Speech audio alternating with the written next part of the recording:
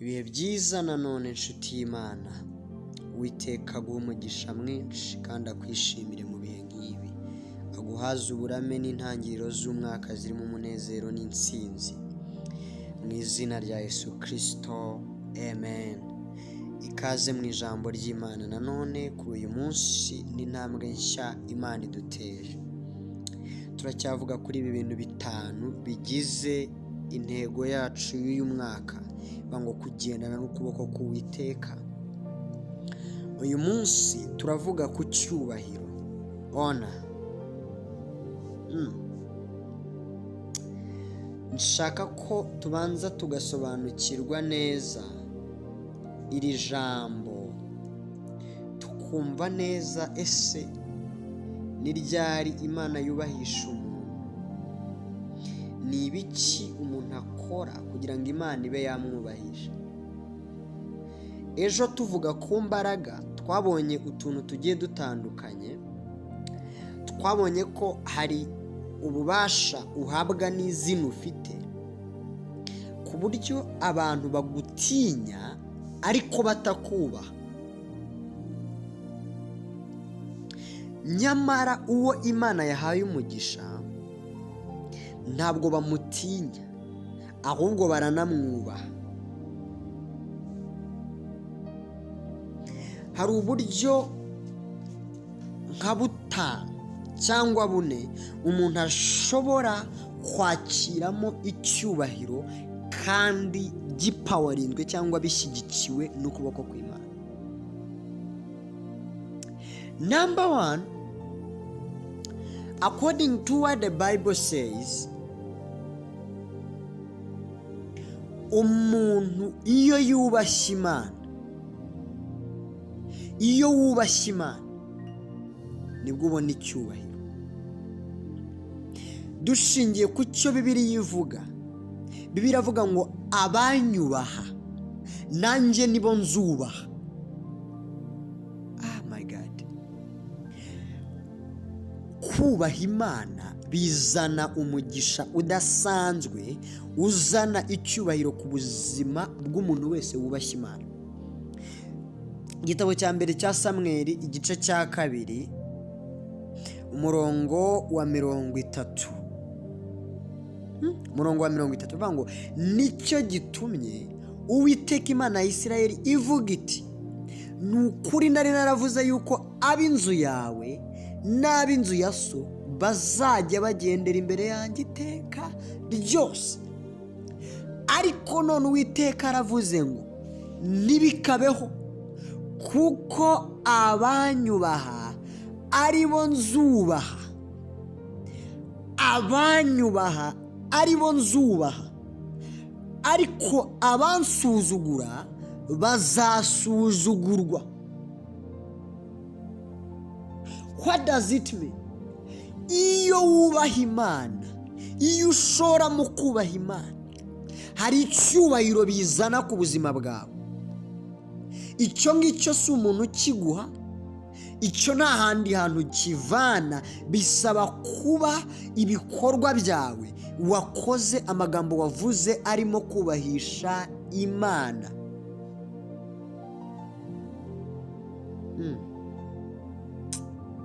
Umva kandi Ingoma za mbere 16:29, mwaturira Uwiteka yuko izina rye rifite icyubahiro, muzi imbere ye muzanye ituro, musenga n'Uwiteka ubwiza bwo kwera. You see, kwera imbere y'Imana kandi ukatura icyubahiro ko ari icyayo. Harimo gutanga. Uko watura icyubahiro cy'Imana uba umeze nk'urimo ugisingiza. Kandi we know yuko the anointing you honor, that anointing works for you. Migani igice cya 3 umurongo wa 9 aravuga ngo wubahishe Uwiteka ubutunzi bwawe n'umuganura w'ibyo wunguka byose. Ubahisha Uwiteka ibyo ufite byose, muri uko kumwubaha nawe azakubahisha. ariko numusuzugura Bibiliya yavuze ngo nawe uzasuzugurwa. That is number 1. Number 2, ushobora kwakira icyubahiro kiva ku Uwiteka dushingiye ku cyo Bibiliya ivuga mu butumwa bwiza bwanditswe na Yohana igice cya 12 umurongo wa 26. Bibiliya ivuga ngo umuntu nankorera ankurikire kuko aho ndi n'umugaragu wanjye ariho azaba. Umva kawitonze, umuntu nankorera data azamuha icyubahiro. Abashora mu gukorera Uwiteka, day and night you serve the Lord, hari icyubahiro, hari umugisha uzanwa no gukorera Uwiteka, kumukurikira, gukora ubushake bwe, kubaha ibyo yakubwiye, ukagendera imbere ye iminsi yo kubaho kwawe yose. Aguha icyubahiro. Izo ngororano abakorera Uwiteka barazihabwa nta kabuza. Muri uyu mwaka shora mu gukorera Uwiteka, serve the Lord. Serving Uwiteka, mukorere mu byo ugomba gukora. Ushaka kumenya ubushake bwe, ugendera imbere ye, wubahirize icyo yakubwiye gukora, azubahisha izina ryawe. Hallelujah. Sataramando sayabadosh. Icya gatatu, iyo ushaka guhabwa icyubahiro gitangwa n'Uwiteka, ukora uko ushoboye ukabyara through being parent. Parenthood izana umugisha. Do you know what the Bible says in the book of Exodus chapter 20 verse 12?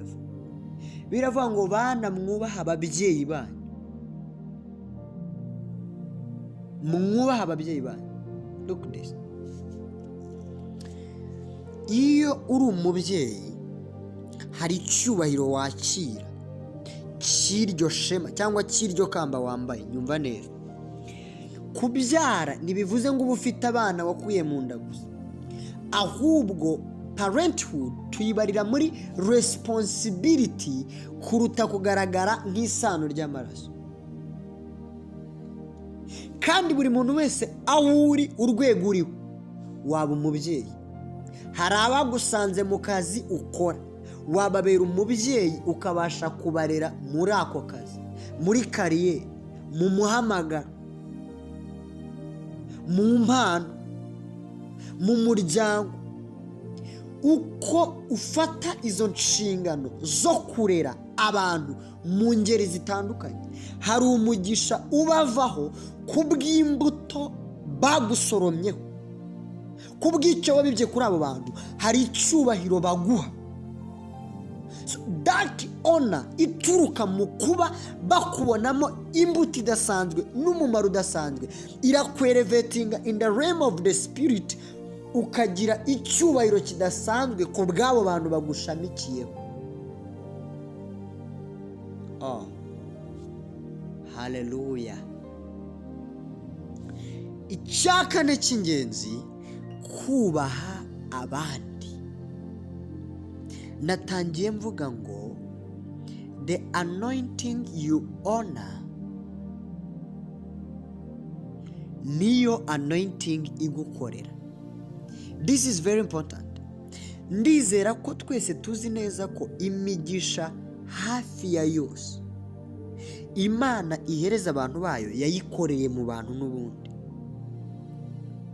So umugisha usengera hari abawutwara.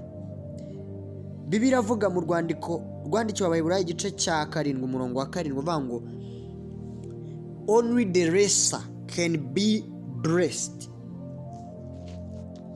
Reka masome wumve icyo Bibiliya ivuga. This is very very important. rikosa ya mandara bodash. Ngo ntawahakana ko uworoheje ahabwa umugisha n'ukomeye. Iyo wizera yuko hari ubuntu Imana yashyize ku bantu, hanyuma abo bantu ukabubaha, ugacira bugufi ikirere cyabo n'amavuta bariho, hari icyubahiro kibavaho kikakuzaho. Iyo wubaha abandi ugaca bugufi ukubaha ikirere barimo, hari umugisha n'icyubahiro bimanuka bibavuyeho.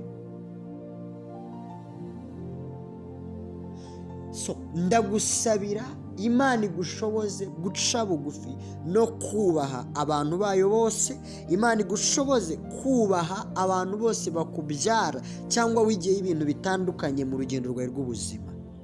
Imana igushoboze kuyikorera kandi Imana igushoboze kuyubaha, kuko izo ni inzira zizafungura imigisha, zizazana icyubahiro no kubahwa ku buzima bwawe muri uyu mwaka. Ukuboko k'Uwiteka kukuzamure, kukuzuzeho icyubahiro, kuko Imana niyo izamura. Imana yacu ni Ebeneza, ni Imana izamura umuntu, ni Imana yubahisha, ni Imana yambika icyubahiro. Iyo Mana ikorane nawe muri uyu mwaka kandi igendane nawe mu izina rya Yesu Kristo, amen.